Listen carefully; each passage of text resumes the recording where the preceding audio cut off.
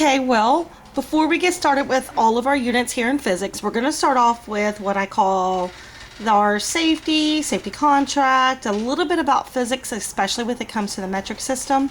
So week one is just kind of getting our feet wet.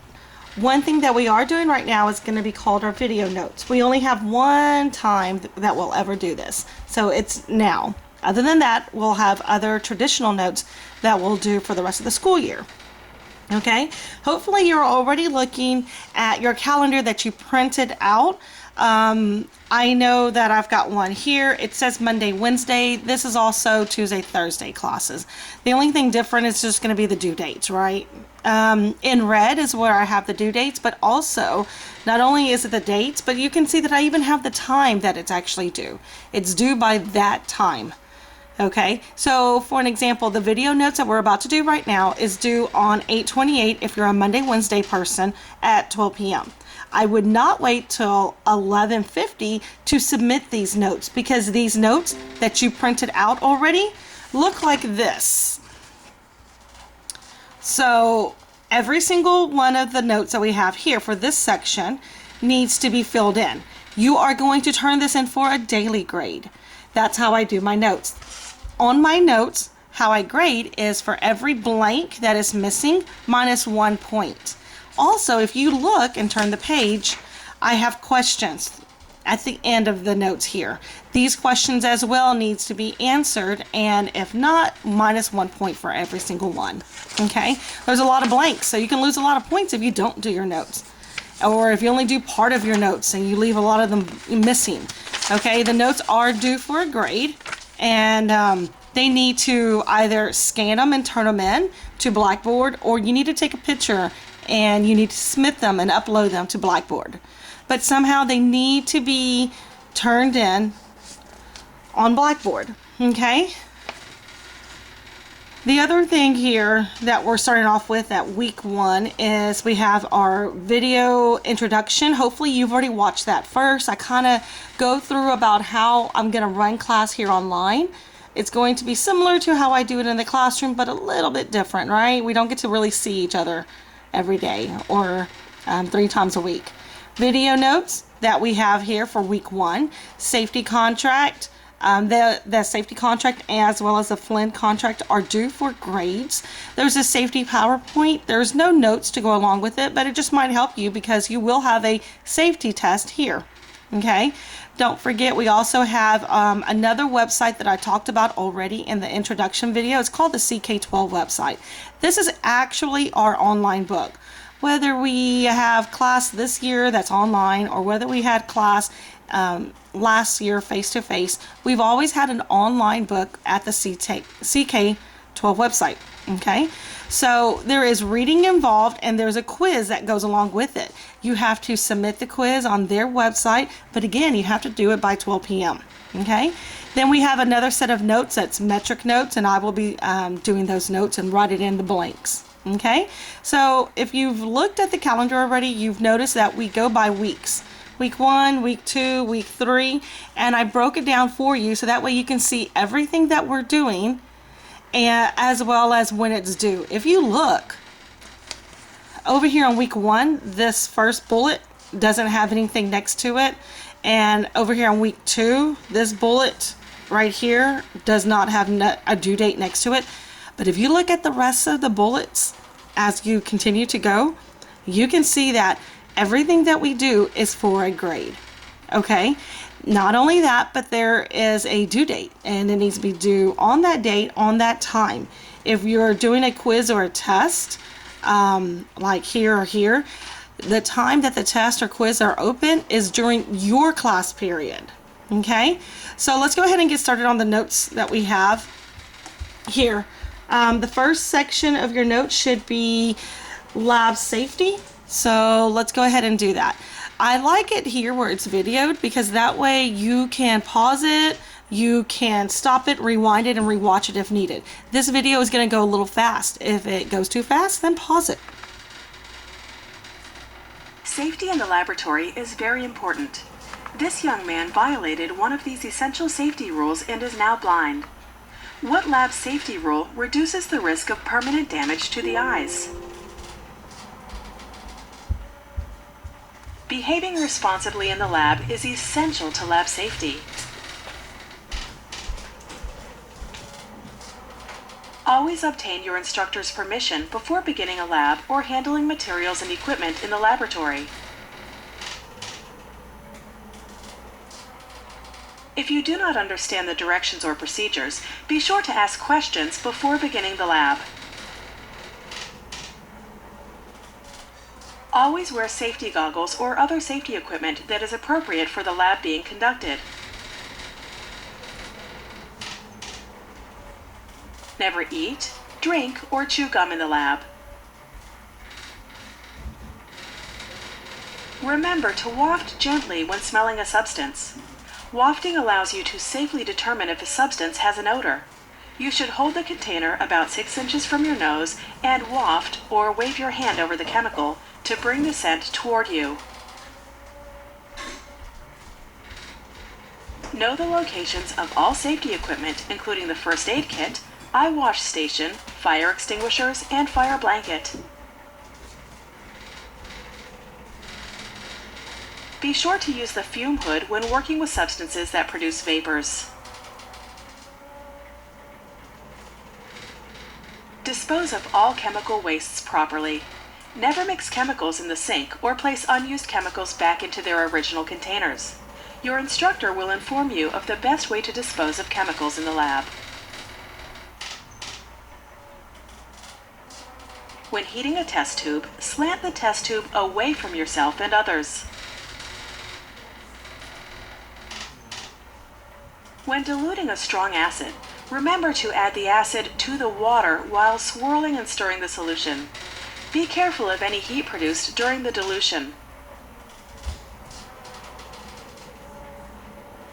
Secure long hair, dangling jewelry, and loose clothing prior to beginning a lab.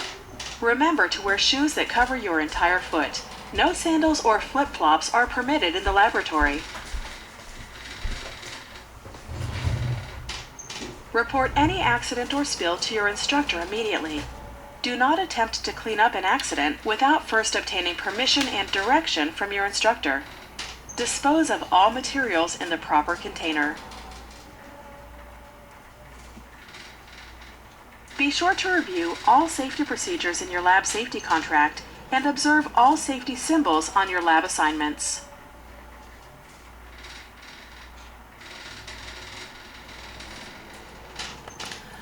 I understand you're probably thinking, well, we're not going to even go to class right now. We're completely online. That's true.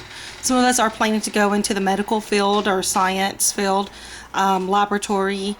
We're going to need to know our safety. I understand you've done safety before in the past, but you know what? It's important.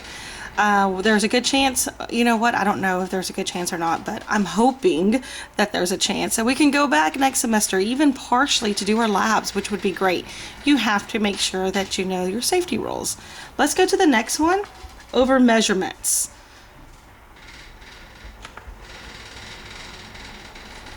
Why is it important for scientists around the world to use the same system of measurement? One of the steps of the scientific method is to gather qualitative and quantitative data. Qualitative data is based on observations.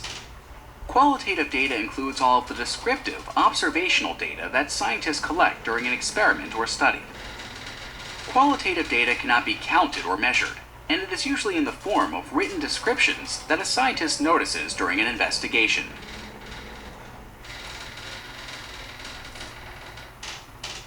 Examples of qualitative data include changes in color and odor, as well as formation of bubbles or heat.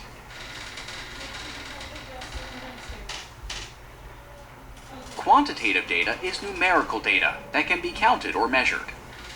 When scientists analyze quantitative data, they compare numerical values by organizing the data into graphs and charts. A spreadsheet is a useful tool that allows scientists to organize their data and create graphs.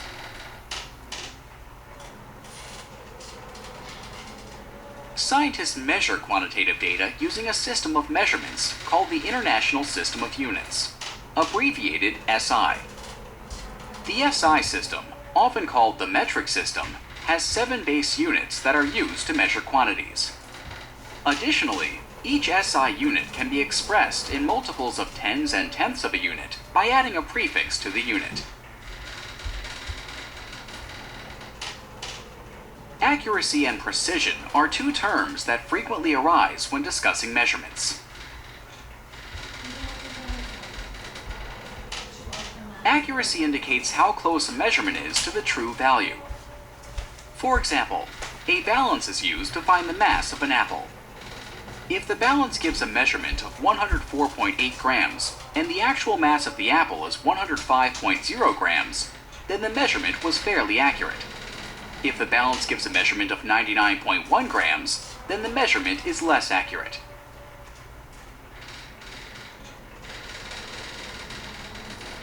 Precision refers to the reproducibility of measurements that are taken under identical conditions.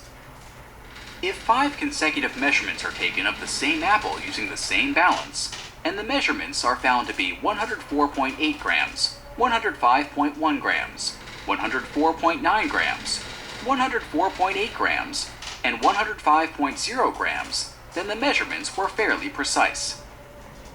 If the measurements are found to be 104.8 grams, 100.2 grams, 106.8 grams, 99.0 grams, and 110.2 grams, then the measurements were less precise. Common tools that are used for measuring mass include triple beam balances and electronic balances, which measure grams. The SI unit for mass is the kilogram. Length is usually measured with metric rulers. The SI unit for length is the meter, but kilometers, centimeters, and millimeters are also commonly used.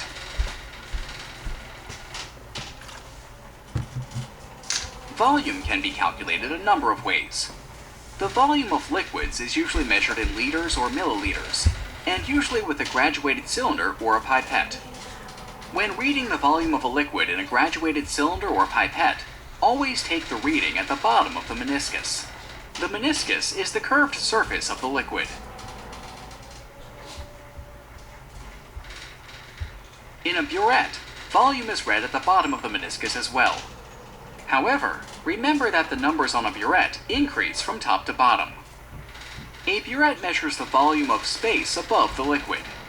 This tells how much liquid was dispensed from the burette.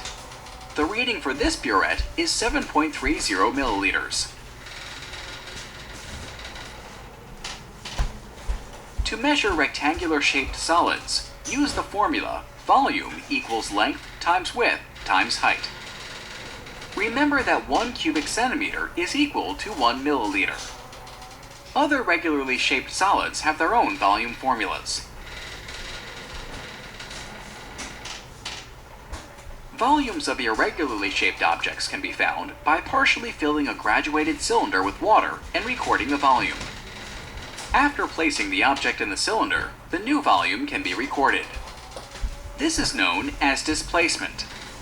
Subtracting the initial volume from the final volume will give the volume of the object. Other devices that are used for collecting quantitative data include Celsius thermometers, which measure temperature, and stopwatches, which measure time.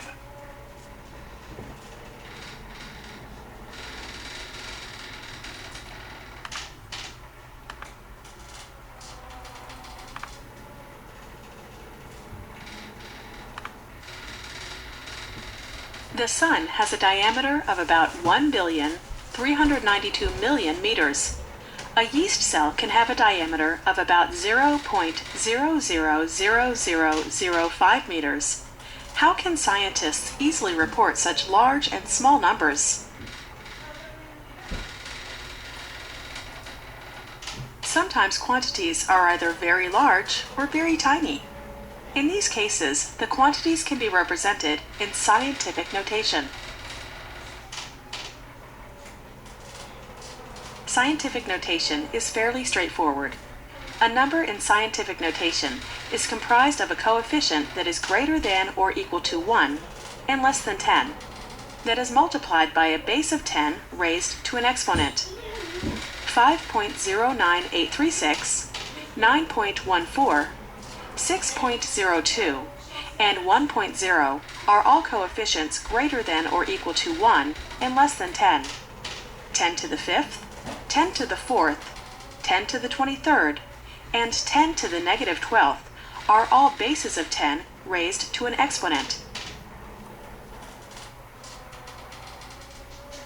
To express 509,836 in scientific notation, begin at the decimal and count the number of digits moved to the left until you reach a number greater than or equal to 1 and less than 10. If we stop here, we still haven't reached a number greater than or equal to 1 and less than 10, so we keep counting. Place the decimal point here, and you have the coefficient. The number of digits you've counted is the exponent for your base 10. Where scientific notation really comes in handy is with very large or very small numbers that have many zeros either right before or right after the decimal. Begin at the decimal and count the number of digits moved until you reach a number greater than or equal to 1 and less than 10.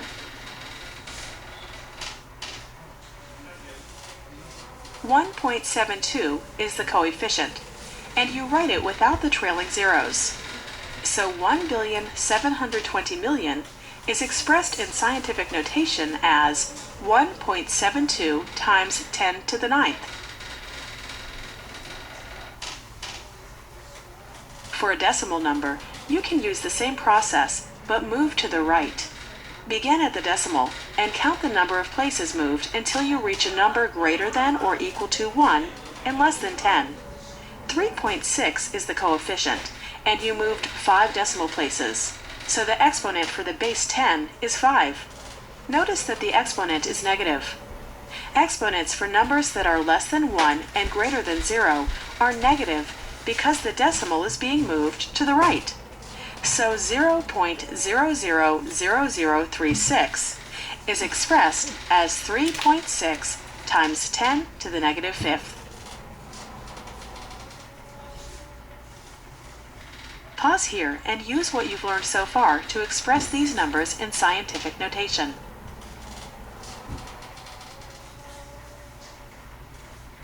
Mercury has an orbital period of 87.97 Earth days. What is the orbital period of Mercury in seconds? There are 24 hours in a day, 60 minutes in an hour, and 60 seconds in a minute. Using this dimensional analysis, we can convert days to seconds by multiplying 87.97 Earth days by the appropriate conversion factors. 87.97 Earth days is equal to 7,601,000 seconds. The result is a very large number, so it can be reported in scientific notation to make the result easier to read. The decimal should be moved 6 places to the left, so that the coefficient is greater than 1 and less than 10. The exponent should be equal to the number of places that the decimal moved, and the exponent should be positive since it was moved to the left. 7,601,000 seconds is equal to 7.601 times 10 to the 6th seconds. Using dimensional analysis, the number could be simplified even further by noting that 1 megasecond is equal to 1 times 10 to the 6th seconds. 7.601 times 10 to the 6th seconds is multiplied by a conversion factor to determine that 7.601 times 10 to the 6th seconds is equal to 7.601 megaseconds.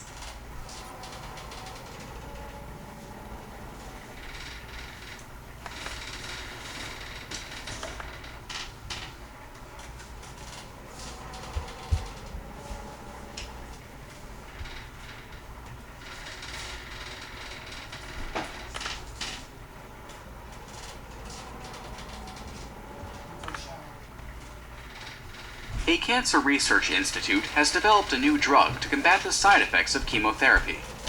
The new drug must undergo numerous trials, and large amounts of data must be collected. How can the data be organized so that it is easier to analyze? Scientists collect data from experiments to help them solve problems or gather information about an event.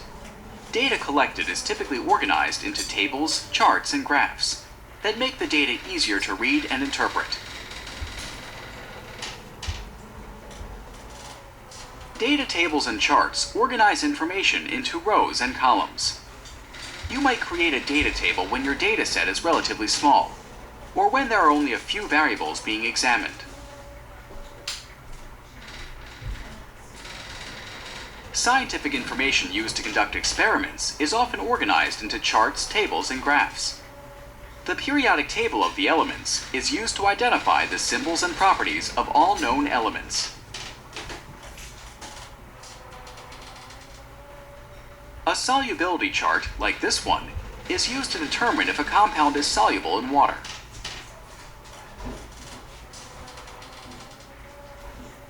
Graphs allow scientists to analyze data and predict trends. A line graph shows the relationship between variables and is often used to show change over time.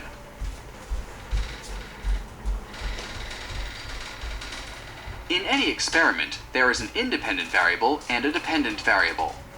The independent variable is what the experimenter will manipulate. It is graphed on the x-axis.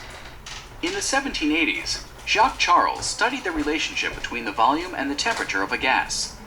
In his experiments, he manipulated the temperature of the gas. So for his data, temperature is graphed on the x-axis.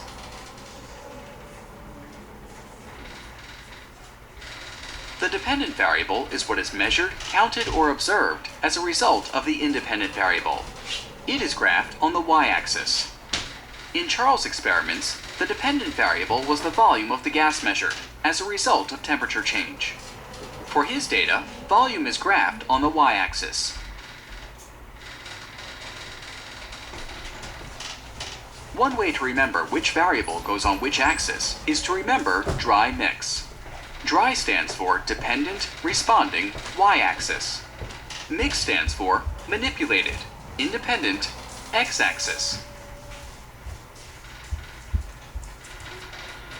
The data from Charles' experiments results in a straight line.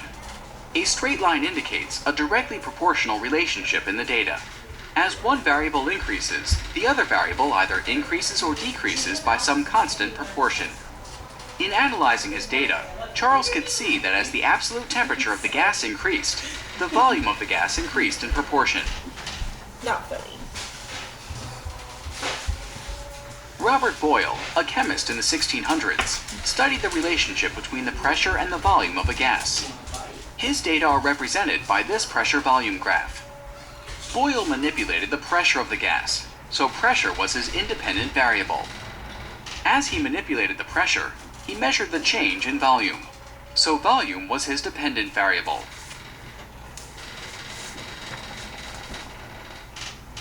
The data in Boyle's graph results in a downward curve. A downward curve indicates an inversely proportional relationship. In an inversely proportional relationship, one variable increases as the other variable decreases, so that the product of the two variables remains constant. As Boyle doubled the pressure of the gas, the volume decreased by 1/2. At each point of the graph, the gas's pressure multiplied by its volume gives the same constant of 12 atmosphere liters. Graphs allow scientists to predict trends. If Charles had wanted to predict the volume of the gas at a temperature of 650 Kelvin, he could have extended the line on the graph, which is called extrapolation. By extrapolating the data, Charles could have reasonably predicted that a gas at a temperature of 650 Kelvin would have an approximate volume of 660 liters.